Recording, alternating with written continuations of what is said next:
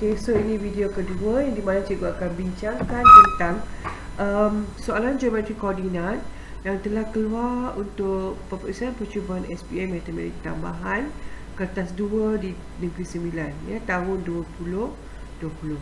Okey, so inilah soalan dia yang telah keluar. Kita baca soalan dia. Okey, titik P bergerak sepanjang lengkuk sebuah bulatan dengan pusat C34.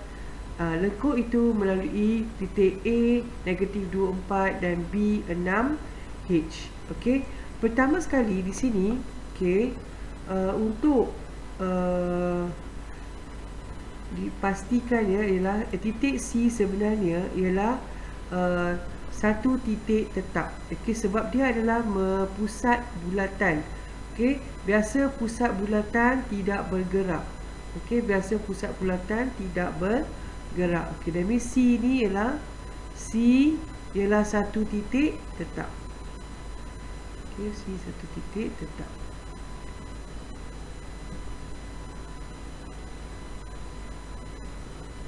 Okey, C ialah satu titik tetap.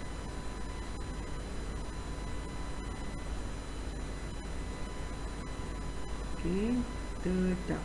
C ialah tetap, iaitu koordinat bagi C ialah 3, 4. Okey, titik bergerak P biasa kita label dia sebagai XY.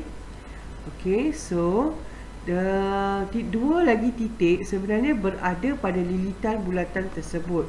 Okey, ataupun lengkuk bulatan. So dia melalui titik A -2, 4. Okey, dan B 6H. Okey, C adalah pusat bulatan. So kalau kita perhatikan pusat bulatan kepada lengkuk ataupun lilitan bulatan merupakan jejari. Okey, jejari bulatan di mana jarak dia tetap. Jarak tetap. Okey, jarak dia tetap. Okey, maksudnya locus ni ialah jarak tetap lah. Okey, so that means pusat, dari pusat ke locus P, right? Kita boleh ambil letak PC lah, P ke pusat. Dan kita ambil lagi satu titik yang berada pada lengkuk dan jaraknya daripada titik tersebut ke pusat bulatan C. So kita menggunakan titik A. Okey, kita pilih A daripada B. Kenapa? B ada nilai H. So kita pilih nilai A. Okey, sebab ada titik koordinat A ni ada nilai dia, X, koordinat X dan koordinat Y. Okey, so AC. Okey, PC sama dengan AC. So kita menggunakan formula jarak. Okey, so PC, so X tolak 3 kuasa 2 tambah Y tolak 4 kuasa 2 adalah bersamaan dengan jarak A ke C. Jarak A ke C. Okey, so A ke C -2 tolak 3 kuasa 2 tambah dengan 4 tolak 4 kuasa 2. Okey, so hasil di sini, okey, sebelum kita nak buat apa-apa, kedua-dua belah ada punca kuasa 2, betul? Okey, apa yang boleh dibuat di sini adalah, okey, kita boleh kuasa 2 kan kedua-dua belah persamaan. So di sebelah kiri, okey, kuasa 2, di sebelah kanan juga kuasa 2. Okey, so hasil yang diperolehi selepas kuasa 2, okey, tanda punca kuasa 2 hilang. Okey, kita hanya tulis Y tolak 4 kuasa 2. Okey, di sini -5 kuasa 2. 4 tolak 4 ialah kosong. So kita abaikan. Okey, selepas tu kita boleh kembangkan X tolak 3 kuasa 2.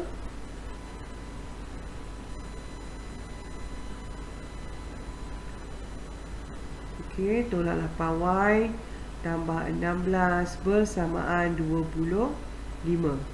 Okey, susun ikut turutan ya untuk persamaan lokus ialah mula-mula sebutan X kuasa 2, diikuti dengan sebutan Y kuasa 2.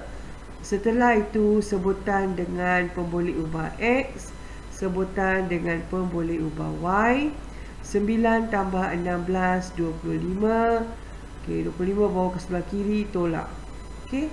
So hasilnya, okey, jawapan untuk A bahagian 1, persamaan lokus untuk titik P adalah X kuasa 2 tambah Y kuasa 2 tolak 6X tolak 8Y bersamaan dengan 0.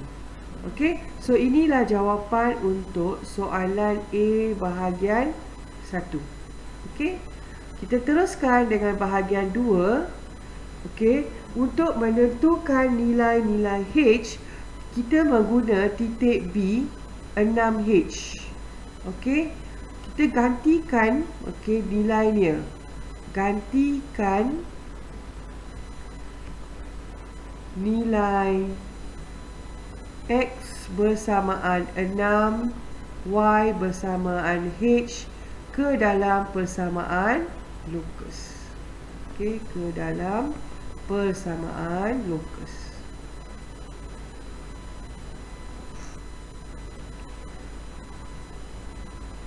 Okey, so kita ikut X kuasa 2, 6 kuasa 2 tambah H kuasa 2 tolak 6 darab 6 tolak 8 darab H bersamaan dengan 0. So di sini 36 tambah H kuasa 2 tolak 36 tolak 8H bersamaan dengan 0.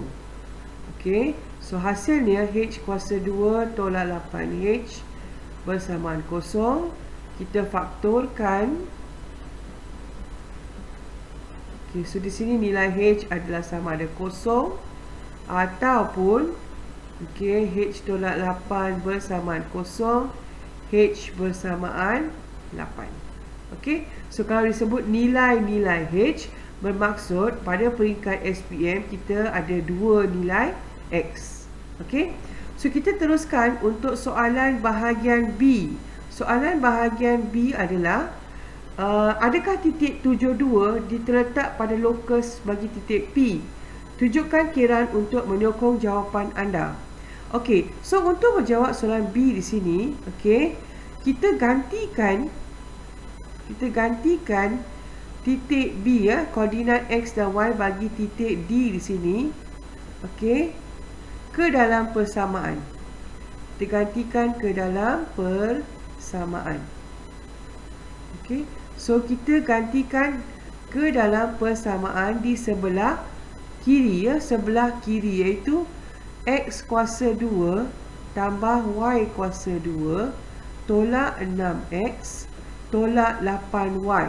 Okey, kita gantikan di sini dan kita semak sama ada apabila kita gantikan X7 dengan Y2 dalam persamaan, adakah dia akan sama dengan di sebelah kanannya, iaitu bersamaan dengan 0. Okey, kita semak jawapan dia. Okey, so kita ambil dulu ni sekarang. Okey, so Y kuasa 2, 2 kuasa 2 tolak 6, X7 tolak 8, 2. Okey, so di sini 7 kuasa 2, 49 tambah 2 kuasa 2, 4 tolak 42 tolak 16. Okey, kalau diperhatikan ni 53 tolak 58, iaitu negatif 5. So jawapan ni bukan tak sama dengan 0. Sepatutnya kalau titik ni berada pada lokus P, okey, sepatutnya dia memberikan satu nilai yang bersamaan dengan 0. Oleh kerana okey, apabila kita gantikan koordinat X dan Y dalam persamaan, okey, hasilnya tak sama dengan 0. Kesimpulannya adalah okey, maka okey, titik D, okey, titik D okey tidak terletak, okey, tidak terletak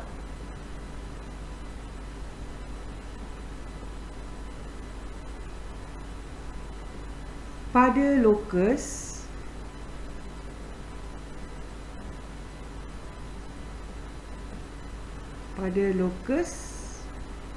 bagi titik P.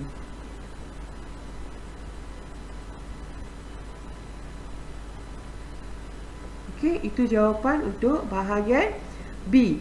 Okey, pelajar, itu sahaja perbincangan saya untuk soalan kertas 2 matematik tambahan.